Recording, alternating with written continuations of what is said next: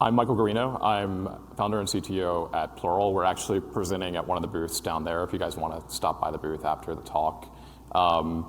And for the last couple years, actually, we've been really in the Kubernetes management space, focusing on large-scale GitOps and a lot of other challenges related to managing dozens or hundreds of Kubernetes clusters. As AI sort of emerged, we also have enhanced our product with a lot of agentic capability now, and have come across a number of learnings doing that. And we wanted to share them. It's not going to be a promotional talk in any way, but hopefully there's a number of things that you guys can pick up if you're building your own agents, or makes you a little bit interested in understanding more about what we're doing at Plural. First, just to sort of start off the bat, there's a sort of a gap between the maturity of coding agents and the maturity of agents for platform engineering, DevOps, and other tasks. Obviously, Cursor, Claude Code are massively adopted products at this point, and they do a really great job at their task. There's really not an equivalent for the DevOps space. And it's interesting that there's a gap there, right? Like, why is that the case? And we kind of want to focus on exactly why that's there. So just sort of going into why the coding agent mentality doesn't really work for AI SRE. This is the big one. So what has made the coding agents work really well is they're heavily geared towards computer use at the end of the day. If you think of the loop as that's actually behind Claude Code, it's at the top of the loop, read a lot of files, ingest as much information into a context window, and then it'll start running bash commands or file edits. And then it'll go back to the top of the loop, maybe read or edit some more files, run some more bash commands, and so on and so forth. That's one beautiful with a dev workflow, because the dev workflow is fully replicable on your local machine. You can have the language runtime that you're actually using for your coding language. You can have your unit tests fully duplicated with a Docker compose file. That loop is basically complete for application coding. It is not necessarily complete for DevOps workflows, where you also have to do something in AWS, and it's not replicable locally. You have to do something in Kubernetes, it's not replicable locally. But the biggest thing is which sort of we're talking about here. You can sort of see all the different tools that a typical DevOps engineer is ultimately going to end up using, a Grafana, a Prometheus, a Terraform, whatever it might be. Some of those can be pulled in with the MCP server, but it's not going to really fully grasp it. But the biggest thing is it's actually a massive infra risk. So when you have computer use, and you have computer use with the credentials that's normally given to an SRE or a DevOps engineer, which is oftentimes admin to a number of different AWS accounts, there's no strict way in which you can actually restrict one of those agents to potentially not run an AWS command that deletes a production database, or run an AWS command that tears down an entire VPC or something like that.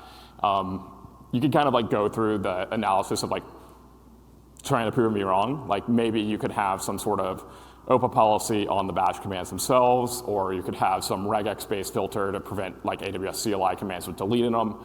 But the agent could just write Python code that interacts with the AWS API directly, for instance, and evade you if its reinforcement learning is strictly powerful enough to try and force its way to whatever task it thinks it's actually supposed to accomplish.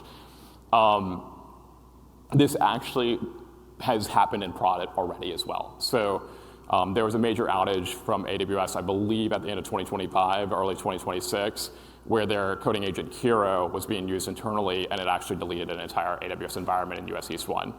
So AWS is a gold standard engineering organization. They do some pretty incredible stuff. Even them, they could not harden their local environments to be able to have a coding agent not destroy things that they shouldn't be able to destroy.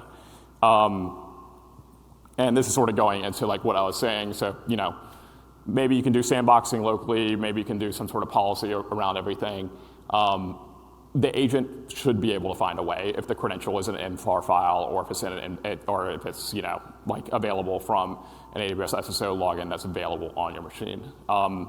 So one key thing that we personally believe, and I think it's going to become more and more industry standard, because I'm pretty sure we're right about it, is a agentic workflows for DevOps or for platform engineering, they just can't be local. They have to be run in a cloud in a secure environment that doesn't have interaction with local credentials and local environments that are really hard to centrally govern and control. I think that's just going to become table stakes, and you'll see it become more and more evident as time goes on. So the other thing is the configuration and complexity around agents for DevOps is materially higher than for coding agents. Like I said, a lot of what gets a coding agent really running, you basically already have on your machine. A Docker Compose file to set up the dependencies to run your tests. The language probably already exists on your machine as well.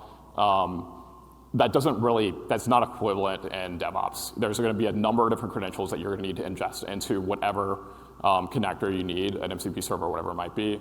Those credentials are oftentimes owned by separate teams. So if we were to go through this list right here, cloud credentials, observability credentials, Kubernetes credentials, and SCM credentials, in most enterprises, there's at least 4 different teams for each of these verticals that you would have to go through and actually gather the credentials to be able to get a fully complete coding agent. And we actually go through this process when we're working with enterprises as well. We have to, when we're trying to get them to adopt our products, we have to get them to run through the bureaucracy internally to get all this stuff.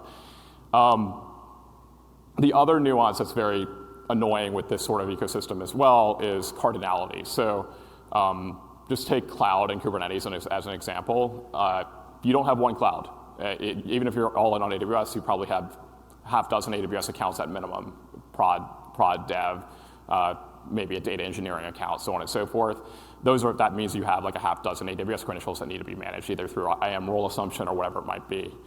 Similarly with Kubernetes, very rare that you have only one Kubernetes cluster these days. You normally have 10 or 15 or 60 of them, all of which need independent authentication to each independent API server. And however you juggle those credentials, it's going to have to deal with that cardinality somehow. And a lot of times agents aren't going to necessarily do that from whatever's available on your local machine. For what it's worth, that is one thing Plural does a really good job of. We are building our AI on top of a Kubernetes fleet management engine, so we actually have an inventory of all your clusters, and we also have a Kubernetes proxy that allows us to get audited, governable, and auditable Kubernetes access to each of the individual clusters. So it just naturally works within the Plural ecosystem.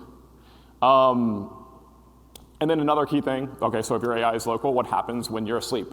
So you have an incident late at night, that something breaks for whatever reason it might be. This happens all the time. When I was at Amazon, it happened to me multiple times. How is your agent actually going to be able to respond to that? And if it's local, it can't. It's not going to be able to do it. So this is another key reason why, for this specific domain, a server agent is going to be better, because it can respond to a webhook from Datadog, PagerDuty, whatever it might be. It can actually fire up independently in whatever environment it actually starts this agentic loop in, and start investigating and maybe even creating a PR to fix the issue. That's also just a massive value add versus a purely human-led operational approach, because humans do need to sleep, computers don't. So it's a thing that if it gets to the maturity that it's actually reliable, it's just going to be an obvious value add. So what did we realize is the right way to do things? And I guess the slide here is kind of giving an idea of it. We think basically you should use the best practices with AI just like you were using it before AI. And really, GitOps is a solution. So a change management approach around infrastructure that's completely synced and declaratively out of Git is the ideal here. And we'll go into some details as to why that is. But one of the key things that it does give you, beyond anything, is solving that safety problem. So if you adopt a GitOps approach throughout your enterprise, you don't even have to have cloud credentials whatsoever on a local machine. That means you can have local coding agents run completely securely and with whatever guardrails you need, without wondering that they might touch an AWS cred they should never be able to touch. The cloud configuration process is always going to go through a governed controller run in a server-based environment on a Kubernetes cluster, whatever it might be. The other great thing about this approach is you actually basically pair off of the reinforcement learning Anthropic is doing around coding already. Every single change that's going to happen on AWS is not going to be an API call. It's going to be a YAML configuration change or a Terraform change, all of which is very in the training data. And the agents that exist off the shelf, Claude Code, Open Code, whatever it might be, they're already very, very good at it. You don't really have to assume any net new capability within the AI. And then the last really key thing from like a security and governance perspective, and it makes a lot of organizations a lot more basically comfortable with it, is the human in the loop is just very straightforward. The agent's going to propose a PR. You as a DevOps engineer or expert within your infrastructure can review that PR. You can have that historical change log within the Git history of exactly what it did. And you can obviously revert it if something were ever like to go wrong. So you basically are getting all these like very key benefits. The most key of which is that first one. Like you just can't, we're going to be entering a world where local cloud credentials are going to suddenly become much less safe than they used to be. But everything else is also really, really valuable. The other thing that's I think more subtle, and this is kind of our key insight as we've been playing around with this, is GitOps is actually like incredibly useful glue data for AIs to do more complex tasks throughout an infrastructure code base. The way I normally explain it is it tells you what's deployed and where it's deployed. Normally pretty hard to actually know within your environment. If you were trying to think of like, how would I write a script to be able to determine that, you might not be able to do that within your current environment unless you have like a unified GitOps controller. It tells you the health of that deployment too. That's also actually very hard to cross-correlate with observability data, with historical pipeline runs, whatever it might be. But you get that guaranteed with the GitOps controller because of the drift detection process. Every 2 minutes or so, it's going to sync back and try and apply any data, and it would, any object, and it would fail. And then it also, most importantly, gives you a link to Git, which is the change management system for that infrastructure. So if you have a much more fragmented approach, how is the agent going to necessarily know like what GitHub Actions pipeline it needs to run versus what Argo CD app needs to be synced versus that's intrinsically a place where there's going to start becoming more and more guesses and checks throughout any agentic process. And if it doesn't have a very easy way to get to it, it's going to start guessing wrong and you're going to start getting slop, basically. But if you do have all of that, the process of sort of an agent brute forcing through an environment and finding an actual correct answer is just going to become much more reliable. And it's a great way to correlate disparate observability data with disparate infrastructure configuration data, with disparate application code data and everything like that. It's really kind of that like centralizing glue information set that will give you that capability. Cool. And then the last thing I think we've sort of realized with a lot of what we've done on focusing on making it more hosted and focusing on integrating it with GitOps and everything like that is there's a kind of a key problem with a lot of AI now, and that is single player. You'll see some people talk about it, but if you're running with Cursor's a great experience, but it's exclusively on your laptop and you're the only one who has the Cursor thread of whatever it's doing.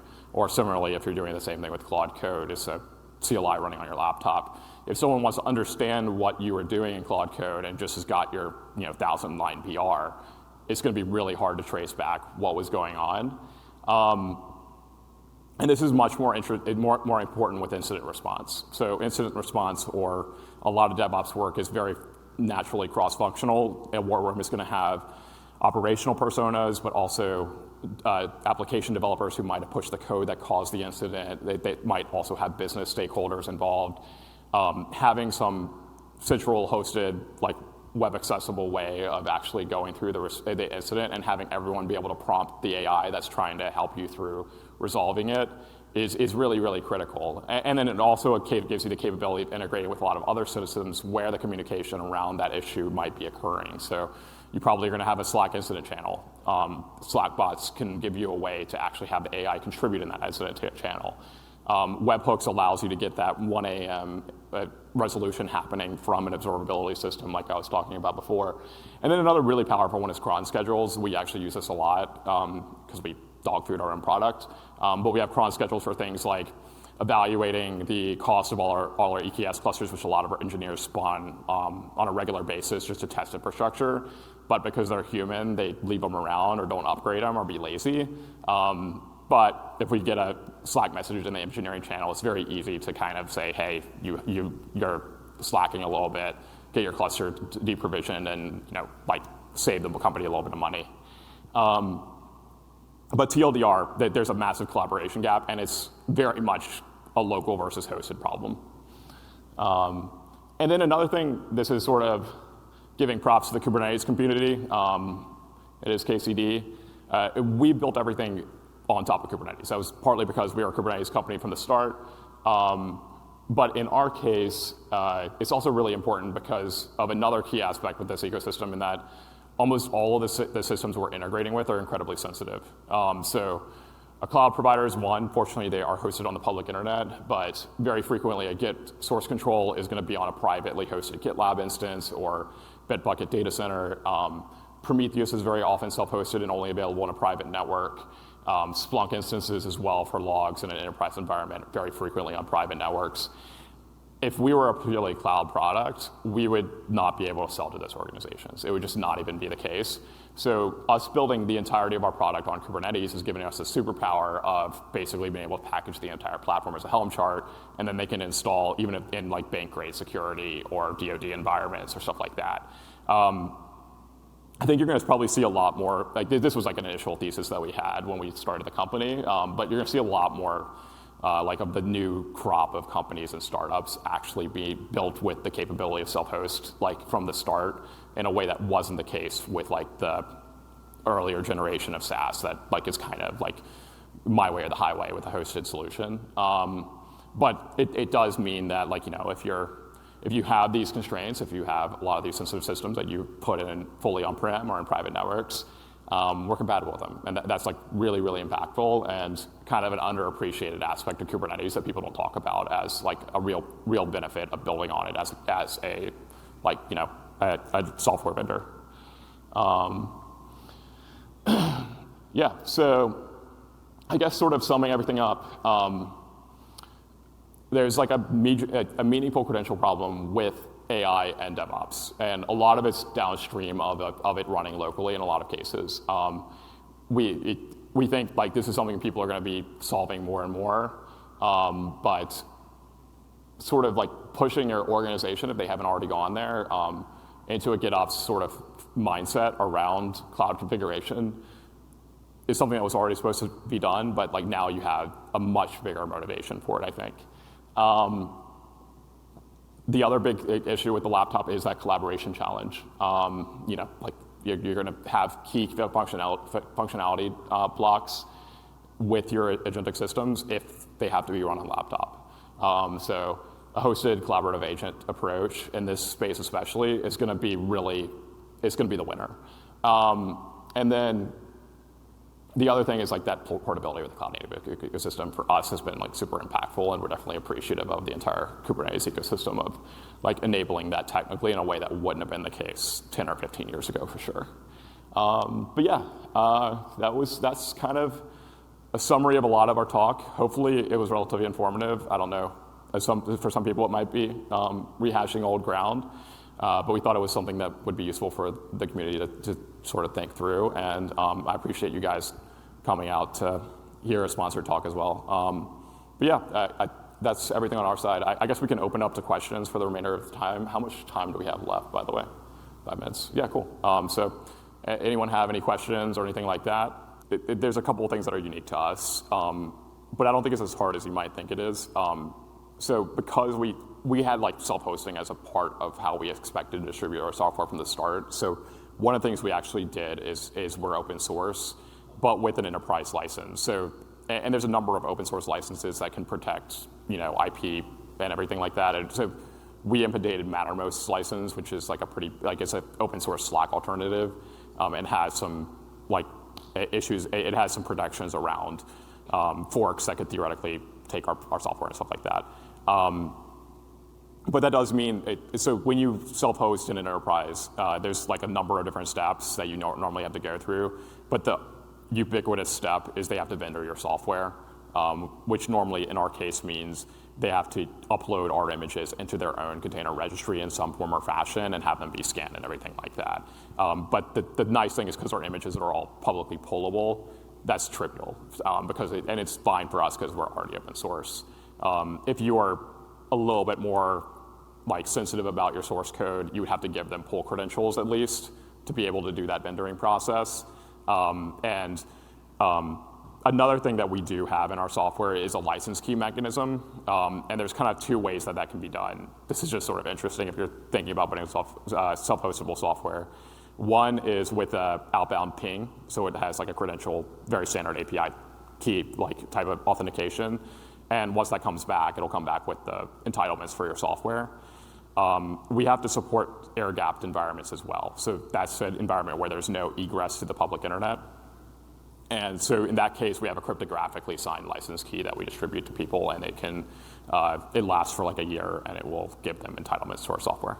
Going back to how you described kind of the 1 a.m. incident response with the agents working collaboratively in Slack, can you maybe share some examples of what that looked like with the human in the loop piece, how they interact? Is it approving a pull request that's submitted? Is it discussing with the agents? How does that work? Yeah. We can also, for what it's worth, give a demo, but I won't do it in the session. But it's configurable. One of the nice things about the AIs is you can just sort of change your prompt and have it behave in a different way. So one of the demos that we have is it'll respond to an alert from Grafana's alert manager. It will kick off the agent from there. And the agent's already connected to Slack. So what it will do is it'll actually create the Slack incident room as part of its agentic loop. So there's a channel there. It will post an initial message that it's investigating in the channel. And you can @message the bot from there. But you can also go into our web UI and do follow-up prompts. As part of its agentic loop, it will create PRs, and it will do that by spawning cloud-hosted Claude Code agents or Open Code agents, whatever, or Codex CLI agents, and that's just an ordinary GitHub PR. So you can go into the PR, approve it, and merge it, or if you have the agent configured in a specific mode, it can actually babysit the PR and respond to PR feedback and everything like that. Yeah, and it sort of depends on. The annoying thing about the sprawl of this ecosystem is there's 5 different tools that you interact with. So in a PR, the reason we have the babysit is you probably do want to respond with a line comment in the PR and not in Slack to the PR, right? So that's where the engineer would interact with that piece of the piece of software. But you still want the Slack room so everyone can collaborate and start chatting and understand where the AI is acting and stuff like that. Follow up to that. What are your thoughts on the final step further than that of having the AI merge and deploy that PR without humans in the loop, so nobody has to wake up at 1 a.m.? Yeah, so we actually do have a way to do that. It's more complicated though. So what we have is a PR governance controller. It's not necessarily AI. It has a number of webhooks that you can basically, either webhooks or ServiceNow hooks, that you can connect to the PR, and it will basically have an open webhook, a confirm webhook, and then a close webhook, and you can basically write whatever logic you want in those webhooks to do the merge process. But in the babysit mode, what it will do is it will monitor alongside review comments CI. So if CI is red for a specific check, it'll see the CI logs. It'll use that to reprompt itself and get CI green, which is normally the biggest thing to get the thing mergeable. Have you had success with it? If all the checks pass, of it merging and deploying and resolving pages without anybody? That's not something that anyone currently has in prod, in our case. Yeah. We built some tools to make it potentially possible, but it's not something that anyone. Do you think because people just don't trust it? Yeah, 100%. Yeah. So a couple of things, in our customer base, we got a lot of banks and financial services, so they can't do it. The government will force them not to. That's also why the ServiceNow integration's there, for what it's worth, is they have every single change has to be auditable within ServiceNow for them. So a little bit different.